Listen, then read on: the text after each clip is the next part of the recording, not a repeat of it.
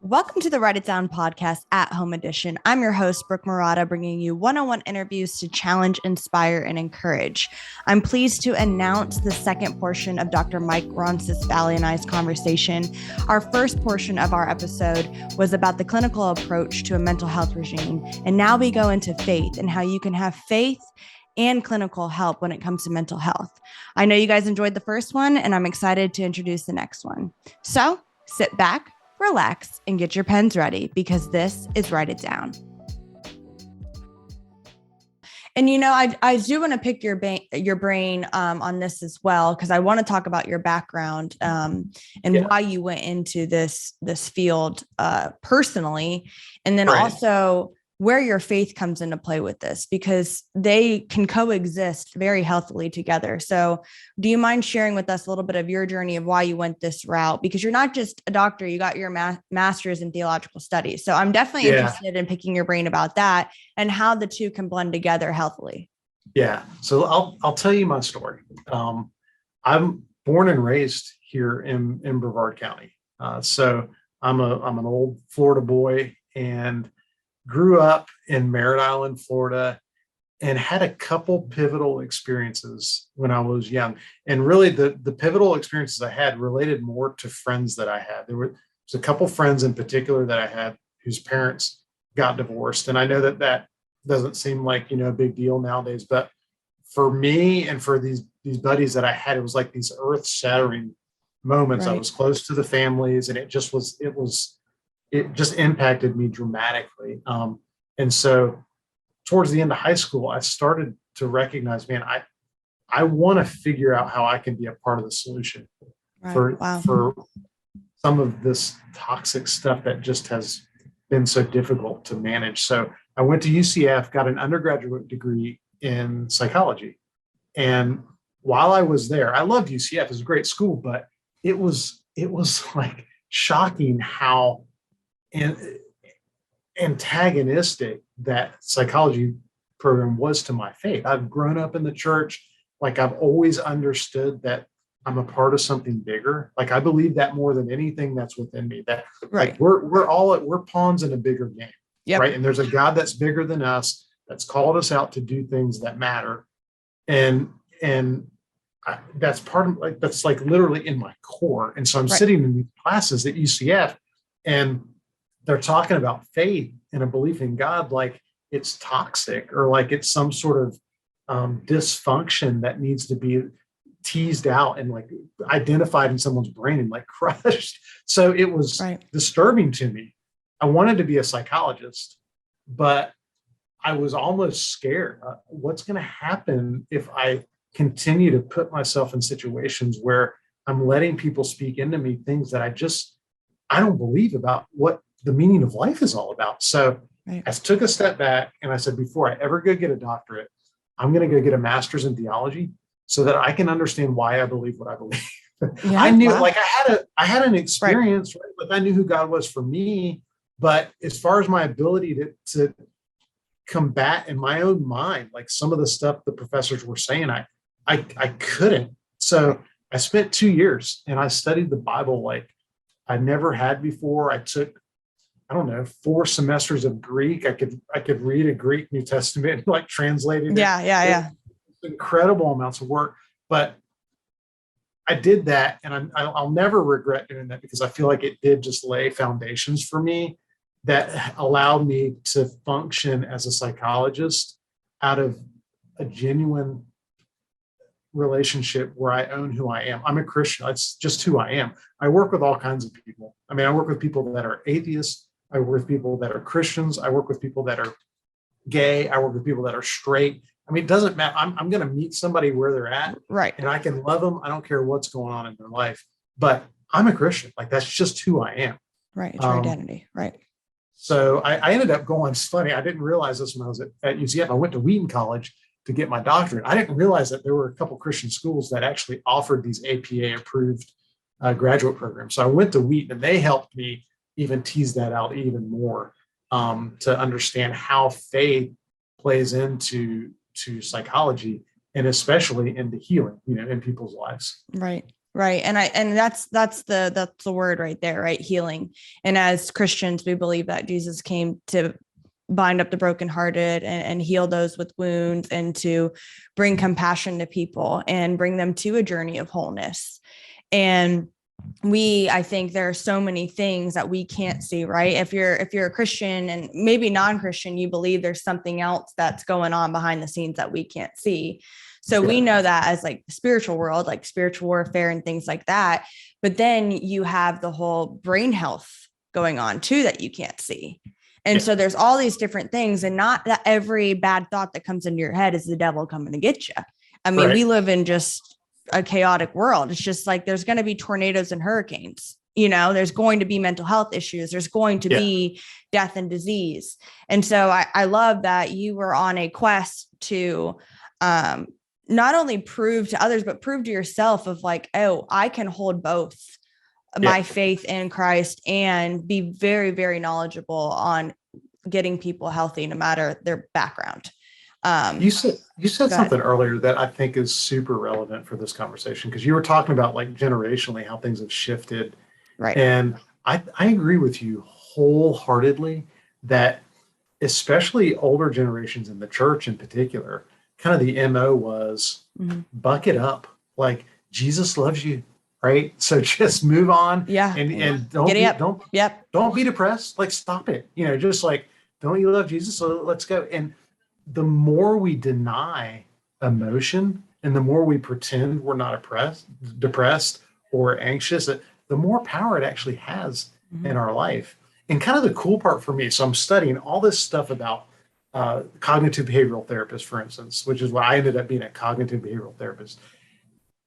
And I started to recognize even the biggest like atheist psychology professors believed one thing: the thought life was the most powerful factor in a person's mental health. And then I started to connect that to the idea of, wait, if I read the Bible as a Christian, like it's impossible to not understand that the battlegrounds are mine. Like, we're transformed when we renew our minds, right? It's all over scripture. As a man thinks in his heart, so is he. So to me, that was this incredible way that I could fit those two pieces together, like my faith and my understanding of the technology God has revealed through psychology, and help people really get better. Right. And it's like it's debunking the stigma that if you go to counseling, or if you go on medicine, or if you go seek help or go to these extensive therapies, then you're weak. Like you're basically admitting that you're kind of an outcast, because, if you had, psychological issues, then you should be at a center, you should be like on a psych ward by yourself. And it's like, but then when people started opening up more about it, and that everybody has a predisposition to some sort of mental health issue because we are humans, it's actually, I feel like this really awesome thing that the Lord has been doing in the church and with people is opening our eyes to go, okay, like your salvation and like your spirit, and you're safe, you're good. And even your body and your mind, you're safe in him. But it's this idea that like we are still battling a world that is not meant for us right now. And so there are awesome tools in place and awesome, psychologists in place that can come and help us. And when you go and sit in a room and you're sussing out certain things and the way that you view things, all you sometimes need is like, hey, look at it through this lens. And I think that's the biggest help that counseling can offer. Sorry, go ahead. No, it's good. You're preaching, like you're saying exactly what we need to hear in the church. And in some ways, the church is not perfect, right? It's full of imperfect people. And I get that. But man, the church has actually done an incredible job in the last couple decades of beginning to crush the stigma of mental health, right? Like we're starting to acknowledge, recognize, and truly embrace the idea that we do live in a broken world. Right. And I don't care, how, you can pray for, 24 hours straight and come out on the other end of that experience still feeling like I'm in this dark night of the soul. Mm-hmm. And God, sometimes uses people like that. Like let's just be honest, he uses people to speak directly into our lives. And that's all therapy really is. Yeah. If you understand what's happening, it's just you getting in a room with somebody and allowing yourself to be honest with yourself and with that therapist. And as that honesty starts to come out of your mouth and you start to talk, look, God reveals himself and those thoughts begin to shift. And the core beliefs, that's what I really try to focus on with people. The core beliefs about what makes us acceptable and worthwhile and significant and valuable and lovable begin to really turn. And what I have found is the more open we get in the church, the more we have people like Brooke doing the Write It Down podcast and talking about this stuff, the more we're able to shift our focus at the core of who we really are, to this reality that I am enough. I'm enough. All things are for him. All things are through him. All things are to him. God, I'm just going to do my best. Right. I'm going to focus on the healthy process. I'm going to do the next healthy thing. And you know what? The outcomes are yours. And I might blow it, and I might mess it up, and I might miss the mark. And that's called being human in a broken world. But through all of it, he's there and he's present and he's in control of what happens next. And that kind of peace that comes from that new core belief that people start to generate and that start to live out of, man, you just can't buy it. I don't care how much money you have. You can't buy the comfort and the contentment of just being able to say, you know what, God, I gave it all I got, and the outcome is yours. We're going to take a quick break to discuss Write It Down's brand new website. You can head over to widpod.com, widpod.com, and see all the goods. You'll notice a banner at the top of the page that says Learn More. If you click that link, it'll show you how you can support Write It Down. P.S. My favorite part about the website is the Wid Wall, which is a collection of all the Write It Downs from the show. This podcast is made possible by the 1513 Network, so show the network some love and support by listening to their other shows. If not, just stick with Write It Down, because I'm the coolest, the realest, the illest. Now, back to the show. It's freeing. It's freeing to know that like the heavy lifting is not on us, and something that I have even learned. And it's, I kind of want to echo this. I don't want to go too far into this storyline right now in this podcast, or this episode, I should say, is when you said you can sit there and pray it away and pray it away and pray it away, and then you can still come out of it and be like, okay, well, I'm still feel like a mental case. And I've personally gone through that because I didn't ever I kind of trended along the lines of, I grew up in a very safe environment, a good home, nothing like that I knew of was like overly traumatic. And, so if I started to feel depressed or anxious, I was like, oh, just rebuke it, move on. Like it just has no business being here. Until that wasn't enough, right? Until you're like, wait a second, like there's something actually going on. I feel like crazy and I feel sad all the time and all these different things. Long story short, I got diagnosed with OCD, and there's a subset of OCD called scrupulosity. And, people, you can look this up, but it's basically when you are obsessing over religious things or moral things, or the way that, your higher power. And in my case, it's Jesus, because I believe he is the highest power. But in that case of like, what do I need to do? Right. It's a sense of control in your life. If I'm doing this right, it's almost like karma, then, or magical thinking. If I do this correctly, then this will breed X result. And so I was living in an equation in my brain for longer than I wanted to, and didn't know. It kind of came out of nowhere. And as I processed through this in my faith and my own mental health journey, the thing that I have found the most true to be about Jesus as a believer is he's compassionate. And the way that God describes his heart in scripture is through Jesus, when Jesus said that my heart is gentle and lowly. And I think that is something that can free anybody, because there is sometimes this level of, oh my gosh, I don't want to mess up. God's up there watching me, whether you have scrupulosity, whether you don't, whether you have the best sound mind in the world. There's a level of God is up here. I'm down here. I'm a royal screw up. Maybe I can do something to get a little better. Yeah. And the most freeing thing in my own mental health journey was realizing that, whoa. All of that heavy lifting and that negotiating was done. It's done. It's done. You don't have to worry about it. That's the reason you can be free. That's the reason you can have peace that passes all understanding. That's the reason you don't have to stress if COVID's going to ruin your life or your business or X, Y, and Z that was going on the last couple of years. And that's, I mean, probably linked more towards, you know, a lot of people's rise of mental health was the world shut down. You know, the things that you used to be able to do, now all of a sudden you don't have an outlet. You don't have a coping mechanism. You're inside with your thoughts and your 5 siblings' thoughts. You know what I'm saying? Like, it's just chaos. Yeah. So anyways, I absolutely love like your heart posture towards your profession. I think it's absolutely what we all need. So, well, I appreciate you saying it, because I'd be lying if I said it wasn't hard, you know, sometimes to deal with the brokenness. I spend a lot of my time just trying to speak into my staff and the other folks that are here that are in the trenches with people 24/7.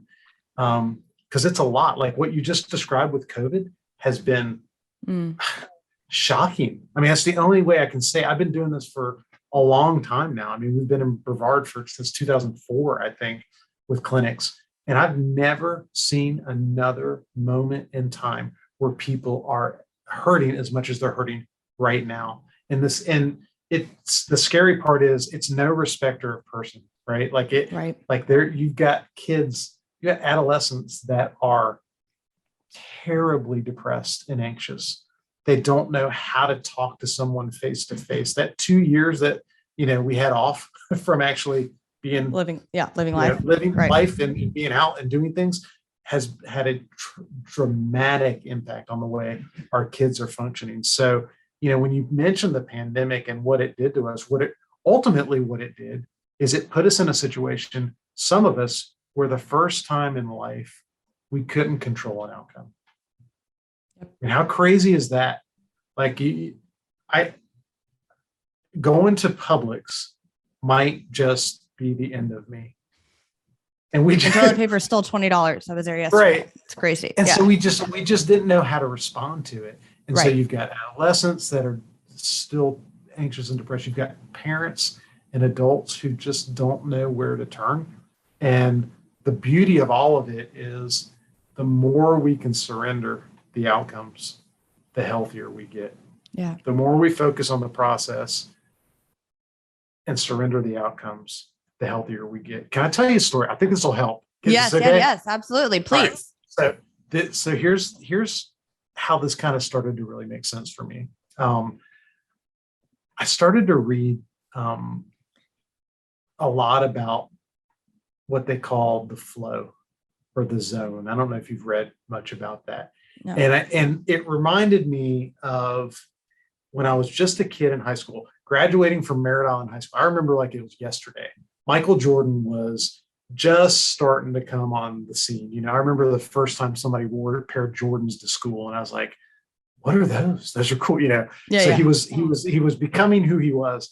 And there was a game where I think they were playing the Portland Trailblazers, and they were down. It was kind of this game where you felt like, man, the tide is really turning, and the Bulls are going to lose again, and they're not going to make it to the finals. And you could just kind of see it all playing out. Right. And Phil Jackson calls this timeout, and whatever he tells the team, I mean, they should that should be scripted and like told to every athlete in the bedroom world. Doors, yeah, like when you're walking out the house. Yeah. Everywhere, tattooed on your chest. Yes, I don't know. Yes. But whatever he said worked, because Jordan came out of that huddle, out of that timeout, and he was absolutely on fire. Like, I think he scored like 6 3-pointers in one quarter. And it's, if you've ever seen that picture where he's shooting and it's this video and he looks at the sidelines and he like raises his hands like that. And he's like looking like, I can't believe I'm this good. You know, it's right. It was that game. And I remember thinking, man, they went on to win that game, by the way. And he went on to become who he was, who was the in my opinion, the greatest of all time. That's debatable, No, but I think he's the greatest of all time. I agree. This is a safe place. Yes. So they started to say, how is it that Jordan can be such a winner? Like, he's a winner. He wasn't the biggest guy on the court. He wasn't the best athlete on the court. He wasn't even the best shooter, but somehow when the game was on the line, he would win. And so they studied Jordan and other high performing athletes, and they started to recognize that athletes that operate at peak performance have an obsession with the process. Like, they love the process, right? So he would shoot free throw after free throw after free throw. He knew exactly how the ball was supposed to feel when it came off his fingertips. He knew exactly what the footwork was like when he went up for a 3-point shot. And in the end of the game, when the pressure's on and all the anxiety is there and the pressure's there, and the metaphor for us is the pressures of our world are crowding in. When you focus on the little micro movements and on the process, you perform well. When you focus on the outcome and you start to freak out about whether or not you're going to win, you start to worry about how the ref is calling the game, the guy that's jabbing in your ear, you focus on the stuff outside of you, you get super anxious and you fail. Mm-hmm. And then they recognize, wow, it's not just athletes, it's high performing CEOs, it's composers, it's architects, it's artists. People can get in the zone or the flow of something, and they just begin to almost lose time, and they have this obsession with the process, and they release outcomes completely. And those people are the people that we look at. Those are the Elon Musks of our world. Those are the Jeff Bezos of our world, who have just this uncanny ability to risk it all, focus on healthy process, and in the end, like, incredible things happen. And so the lesson for us is, the more we focus on the process, the more we focus on right here, right now, I'm just going to release this pressure that I'm putting on myself to somehow do it right. This religious scrupulosity that you dealt with is paralyzing. Like, you start to worry about, I'm not enough. I've got to do more. And it's about me, and it's about me doing it perfectly. You end up miserable. But when crazy. We can, oh my gosh, and crazy. There's that. Yeah, you do. And it's a prison.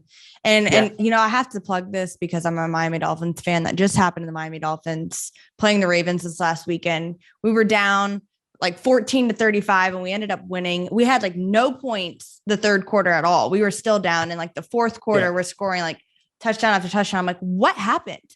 Like, I mean, but that's the truth, right? Is like, there's something that happens between performance and the things that we don't see, the audience doesn't see. And it's the same thing in your mental health journey, or any journey. It could be starting a business. It could be starting a family. It could be dating somebody.